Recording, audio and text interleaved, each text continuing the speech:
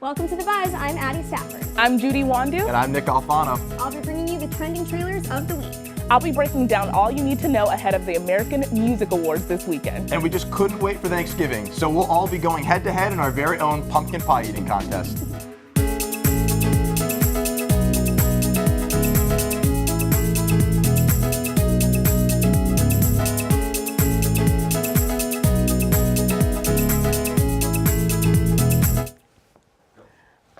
I'm Judy Wandu, and you're watching The Buzz. Sorry, I just had to make my Disney dreams come true here. So, welcome back, and let's get started on some pop culture news you should know. One of the most iconic Disney Channel moments from the late 90s and early 2000s were the commercial promos in which the channel stars waved a wand that magically created mouse ears on your television. Well, someone found the raw footage of actors like Hilary Duff, Tamera Mowry, and Raven-Symoné shooting their wand ID in all of its awkward glory. And it's been going viral. Let's take a look at some of the videos. Hey, I'm Hilary Duff from Lizzie McGuire, and you're watching Disney Channel.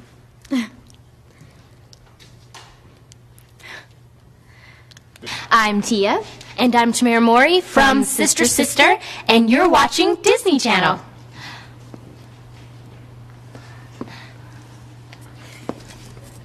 Hi, I'm Raven from That's So Raven, and you are watching Disney Channel. Good job. One more, and this time you're going to say... I love her face when they ask for one more. You guys have to admit it. You used to do that when you were kids, because I used to do that all the time when I was a kid. I will admit. I mean, it's just so cringeworthy, though. It is so cringeworthy to watch. And watching each star's video, because each of them have like 2 minutes long, just of just different takes. It's just so awkward. I love it. None of them look happy about it either. None of them do. I'm like, that's the part that we all loved watching, and they didn't seem so excited to do it. It needs the ears. It needs the Yes, music. absolutely. And that's It's a little bit of a magic it all. catfish without the effects. I mean, it Exactly. just looks a little, but my favorite one has to be Beans from Even Oh, Stevens. that one was great. Greatest show on Disney Channel, too. At least Oh, when I was growing yeah. up. Even But Stevens movie. And Absolutely. he's especially awkward, so that one was really great. Exactly. The more awkward, the better. But what I have to say is we all looked up to those guys, So like to see them be really awkward in the video now that we're older, makes it's us just really feel more weird to comfortable, watch. exactly. Absolutely. Well, in other news, Hufflepuffs from the wizarding world of Harry Potter have been victimized for too long, and Eddie Redmayne has something to say about it. The Fantastic Beasts and Where to Find Them star made a public service announcement for MTV in which he proudly declares his Hufflepuff status. Here's a clip from his call for change. For far too long now, Hufflepuffs have been victimized. They call us boring, they call us beige. But do you know what? Do you know what I see in Hufflepuffs? I see loyalty. I see fierce friendship. I love how dramatic that video is with the piano in the background and how emotional That's he's just getting. sad. That's just sad. I mean, he's defending Hufflepuff. That's clearly the worst house at Hogwarts. No, it's not. Clearly They're the worst underdogs. house. I love them. They are just, underdogs. They're good, They're just solid not wizards. They're appreciated. quiet. He made I really love good points, them. loyalty, and he talked about Cedric Diggory Yes. being a Hufflepuff, and Cedric Diggory was one of the bravest guys in I just want you to. I want to do some some word good association. Hufflepuff history. Yes, I want to. exactly. I want to do some word association. What do you think of when you think of Gryffindor? Harry Potter, right? Brave. What do you think when you think of Slytherin? Like Sneaky. evil, Sneaky. sneaky. Evil. Bad, Okay. yeah? What do you think of when you think of Ravenclaw? Smart. Like Yes. Like pretty like out But there like Hufflepuffs Jessup. Hufflepuff. I picture it literally like the balls that girls have at the end of their purse now. You know, No, the little fluffy Hufflepuffs, I balls. picture That's literally good, what I think of. honest. They're loyal, and they're always there to help their friends. That is a great trait. I also think of dessert. I'm not you sure don't why. appreciate it, But I think it Hufflepuff is everything Well, cozy. Let's see and what our audience thinks. If you think that Hufflepuffs deserve more respect, let us know in Nope. the comments below. The 5-year-old granddaughter of President-elect Donald Trump, Arabella Kushner, has become famous in China through an Instagram video posted by her mother, Ivanka. Arabella can be seen reciting an ancient Tang Dynasty poem in Mandarin in the video, which was posted several months ago, but has gone viral recently. Check out the video that is taking China by storm.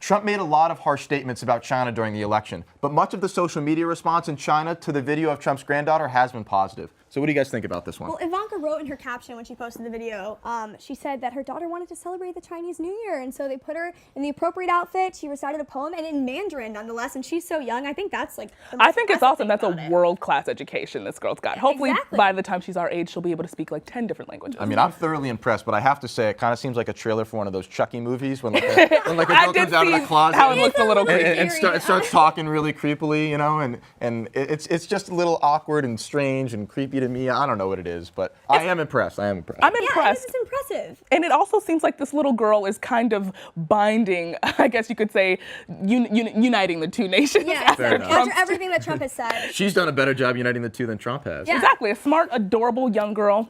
Nothing could be a better. Well, that's all we have for Hollywood Hot Second, but the politics talk won't stop here. Next, I'll be breaking down the biggest news in politics this week for the run-up.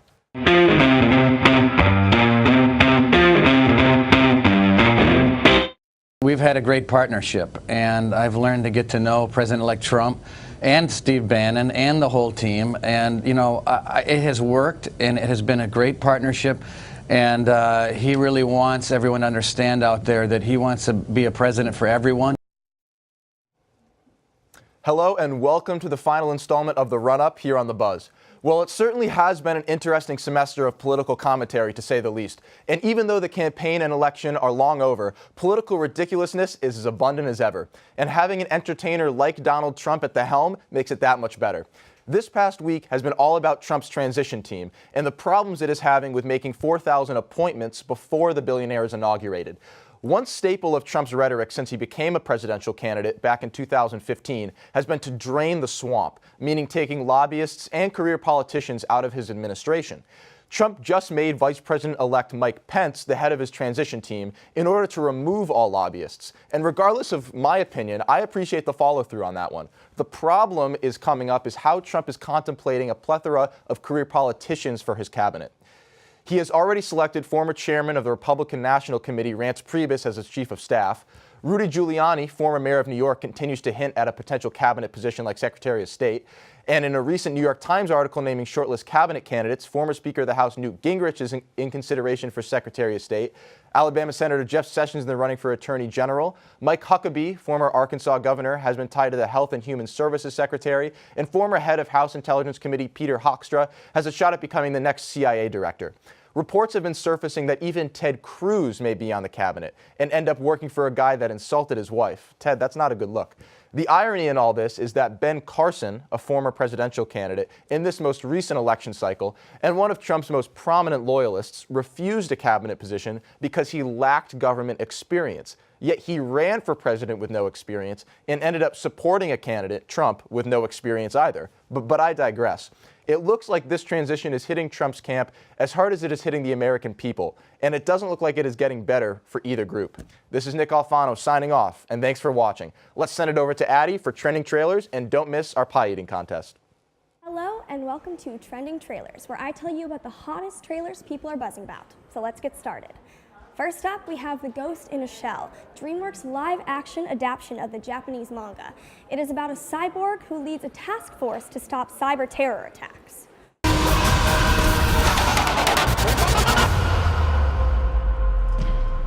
Everything they told you was a lie. Who are you? They did not save your life. They stole it. Scarlett Johansson stars in the film, but critics are angry that Johansson is playing a Japanese character. One writer at The Hollywood Reporter says Ghost in a Shell will join Gods of Egypt and Aloha in the Whitewashing Hall of Fame. Next up, we have Hidden Figures. Based on the nonfiction book, the film is about Katherine Johnson, an African-American space scientist who worked on Project Mercury and the 1969 Apollo flight to the moon. How could you possibly be ogling these white men? It's equal rights. I have the right to see fine in every color. There's no protocol for women attending. There's no protocol for a man circling the earth either, sir. Every time we have a chance to get ahead, they move the finish line. Every time. The film stars the power trio Taraji P. Henson, Octavia Spencer, and Janelle Monáe. Expect a little bit of romance and a look into the racial tensions of the civil rights era when this movie premieres on Christmas Day. After a long wait, the Beauty and the Beast trailer is finally released. It came out just this week. This live-action remake of Disney's 1991 animated film is one of the most anticipated films of 2017. I say we kill the beast! Think of the one thing you've always wanted. Find it in your mind's eye and feel it in your heart. Emma Watson stars as Belle, and in just 24 hours, this trailer was viewed over 125 million times. I'm pretty sure I was at least 10 of those. It broke the record for the most views within a 24-hour period for a trailer. But I think I'm more excited about this than anyone else, because the film is released next March, and I cannot wait. Well, that's all I have for trending trailers. Next up, we have Judy, Eric, and Savannah talking about all things American Music Awards. But don't forget, we have a pie eating contest at the end of the show. Nick, Judy, Eric, and Savannah will be chowing down, so comment below who you think is going to win this epic food battle. I'm thankful for the fact that I'm a bad bee and that I'm Beyonce. I'm thankful for my friends and my family and my dog at home. I'm thankful for my family and friends, of course, but I'm also thankful to graduate. I'm graduating next month. Even though I'm sad to leave, it's just an amazing opportunity to graduate. I'm thankful for my health, my happiness, and thankful for the Media Center because I live here and I love the people that I work with. I'm most thankful for all my friends and family who have supported me my whole life and given me a lot of great opportunities. Hi everybody, I am thankful this Thanksgiving for my Buzz team. I'm thankful for my family, my friends, dank food, and all the opportunities USC has given me. I'm most thankful for my family, my friends, and being alive. I'm thankful for the fact that I'm really hot, like really hot, and my mom, and God. Welcome to the show that gives you more shade than the darkest corner of Bikini Bottom. Low key, I'm your host, Judy Wandu. And I'm Eric Russell. With the American Music Awards this Sunday, it's only right that we give you some red carpet tea. And we even have Buzz reporter Savannah Sinfield on the couch with us. Hey guys, thanks for the intro. So since 1973, the American Music Awards have been one of the most watched award shows. Artists work all year just for a shot at a nomination. Some of the biggest names in music, such as Beyonce, Lady Gaga, Taylor Swift, Justin Bieber, have shown out at least once. Even smaller names like Demi Lovato and Nick Jonas have performed. Sorry, Casual shade. Casual shade. Just gotta throw it. Let's get right into the first award nomination, which is the Pop Rock Album of the Year. So this year's nominees are Adele with her album 25, Justin Bieber with his album Purpose, and Drake with his album Views. Okay. This is just so obvious to me. It has to go to Adele. That Adele's was disrespectful. It's gonna go to Adele. Her class and just the way she handles life in general. She's never in the spotlight. She's never seeking extra attention. Like, also the quality of her music. I mean, The Justin music is Bieber, great. he's got a lot of fans, but Yeah. I mean, actually, I'm not gonna hate on it. I did like a couple of his songs this year. I don't do Justin Bieber. Really? I don't do him at all. I can jam to it, but like. See, DJ Snake and Justin Bieber. Right. I see what they're trying to do, but it's not I was working. like, okay, that one What I was- will say is that Adele needs a new creative team because for the past few albums, I think all of her albums have been her age. Like, if you need some type of I creative like that. input, That's kind of let like the me message know. that it sends. It's like her own journal, her own diary. When I was 19, when I was 20. Well, then write it in a book and keep it under your bed, Adele. I need some more creativity with your album titles. If you want to name, if your first song is going to be Hello, then maybe make it Neighbor Chronicles. I don't know what you want to name your album, but come on, you got to do better. All right, next category, we have the nominees for favorite rap and hip hop album, which are Drake, Future, and Fetty Wap. And the nominees for favorite rap and hip hop song are Designer, Drake, and Fetty Wap. Again. If we don't take Drake off of some of these nominations. Please, he broke the record this year for nominations, but I mean, come on now, why? Did we like draw out of a hat? Views might have arguably, in my opinion, been his worst Oh, it album. was for sure the worst. Yeah. 20 songs and we only really like 4. Yeah, or like 1 if you're me. And but the thing is, like, if you're the American population as a whole, like, I don't know, like the top 40 just eats up all his stuff, and like And they're people like obsessed it. with Drake. But honestly, for me Like, personally, yes, Drake. I'm like, he has to go. I'm ready for Drake to just go back to Degrassi, get in his wheelchair, and roll out. Just go back to Canada. I just cannot Roll take on more out. Drake. Go back to the 6, Drake. Bye, Drake. Next up, we have the nominees for Artist of the Year. This year, Justin Bieber, Rihanna, Selena Gomez, Carrie Underwood, and Ariana Grande have been nominated. Carrie Underwood, why are you on this list? This is I haven't heard random. anything from Carrie Underwood since I dug my keys into the side. Before he Oh cheats. my God, we all jammed to that. Honestly. He cheated almost a decade ago. I hope you moved on. Why is she in this category? Real, honestly, and like I don't really think it was Rihanna's year. It wasn't her year. wasn't. People loved Anti. Well, did they? But I like think they Rihanna did. slays every year. I don't know. I think Ariana Grande really stood out this I year. think, this was out her of year. all of them, I normally don't go with Ariana, but I'm going to have Yeah. to say she might take the cake this year. Into You was amazing. Into You was Seriously, amazing. and usually I'm so annoyed by her because like obvious reasons. Sorry, Ariana, I love you, but yeah. But it was a good song. But so. you know what? Honestly, and Justin, I'm sorry, you just don't belong in this category. The video was cute, but you can't sing. You gave a subpar performance and subpar vocals. So sorry. Decent choreo. And then the new artist of the year. So these are the nominees. Alessia Cara, who I think I kind of love actually. Of course. Chainsmokers, DNCE, Shawn Mendes, and Zayn. Zayn ain't new. Zayn technically is not new. He's trying to pull this little Beyonce thing with One Right. Direction. I'm not feeling it. I don't think I've actually heard more than one song from him solo. I don't like what he did at all. You were with your group, you had One Direction, you left the track, and now you're probably gonna crash. It's over. Just give it like. Speaking of leaving 2 more groups, years. Jonas Brothers and the DNCE. Yes, Joe Jonas. Well, JoJo. I mean, he was. I don't know. In my opinion, he was like the most talented Jonas Brothers was. by far. By far, yeah. And he's doing his thing. I mean, Kevin's married, doing whatever a Kevin You know what does. married people do. But I mean, it's like you left your family to like go be solo. Like, who raised you? Brotherhood, nothing? With another Am I group. alone in this? A subpar one. Tacky. Family first. So tacky. But let's check in with Addie about the pumpkin pie contest we'll be doing a little bit later. How's it going, Addie? Our pumpkin pie contest will be coming up in a few moments, but first let's go over some ground rules. Each of the contestants will be given a slice of pumpkin pie with whipped cream, and the person that eats the most pie in a minute will be crowned the winner. But the catch is they can't use any hands or utensils, so get ready. We have contestant Nick Alfano here. How are you feeling? How are you mentally preparing for this contest? You know, I've won a lot of food eating competitions in my life. You know, I once beat a buddy when I was sitting at a restaurant. I ate 60 jalapenos in 1 minute. I once ate 40 buffalo wings before a Little League baseball game. You know, I won the the Halloween costume contest. Yes, you did. You know, so I'm ready to go. You're ready to go? Well, you talk a big game. How are you physically preparing for this challenge? I did a lot of push-ups when I got up this morning. I ate 1 granola bar to expand my stomach. You know, some people say that salad and water is the way to go. I find it's granola bars. And I killed it on the run-up, so we're good. How do you feel about not using your hands? Is that going to be the biggest challenge for you? Is it a mental thing? Nope, my mouth is my best feature on my body. Oh, so you're ready. You're ready to go. Well, he talks a big game, folks. We shall see what happens. And though it's not Thanksgiving yet, Buzz reporter JT Arosay is helping us kick off the holidays early by bringing us to the Grove Christmas with Seth MacFarlane. This is the second year MacFarlane has hosted the event. Here's a look at a night full of celebrity interviews, live performances, and the highly anticipated tree lighting. This is the season to be jolly, guys, because Christmas has come early to LA. What's up? I'm JT Arosay, and I'm here to give you all access to Seth MacFarlane's Christmas at the Grove. So what are we waiting for? Let's see if we can find Santa, Seth, and some other celebrities. The Grove Christmas Spectacular was a star-studded affair with a huge crowd and celebrities, some of them performers, in attendance for the tree lighting and fireworks ceremony. Tell me what a typical holiday season, Christmas season is like for you, Dax, and your kids. Oh, it's a lot of Christmas decorations. It's a lot of Christmas music. We've already started to listen to it. I think there was a commercial that you guys did that kind of...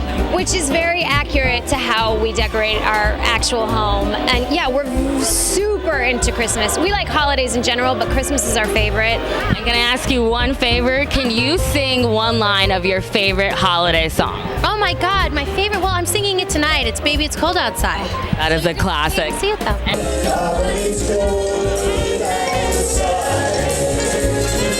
This is my fight song. Take back my life song. I'm really proud. I'm really proud. I know the song means a lot to a lot of people in a lot of contexts. And I love when people are able to take words that I've written that I needed and make them their own. You know, I'll do anything that's not super far from my house. Like if I don't have to get on a freeway, then you got me.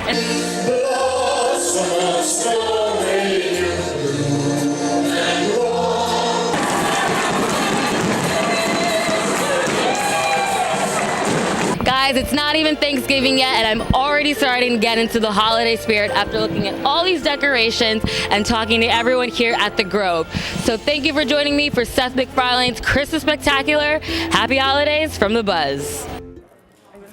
It's time for the moment we've all been waiting for, the Buzz's pumpkin pie eating contest. And remember guys, no using your hands, I will be watching you.